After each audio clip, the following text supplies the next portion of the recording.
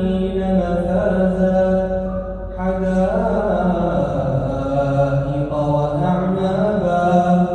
وكواعب أترابا وكأسا دهاقا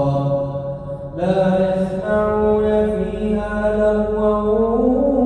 ولا كذابا جزاء من ربك عطاء حسابا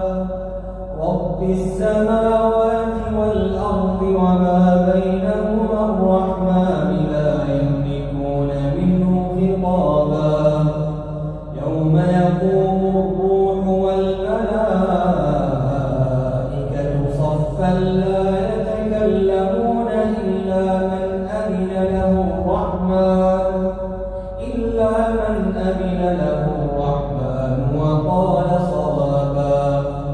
ذلك اليوم الحق فمن شاء اتخذ إلى ربه مآبا إنا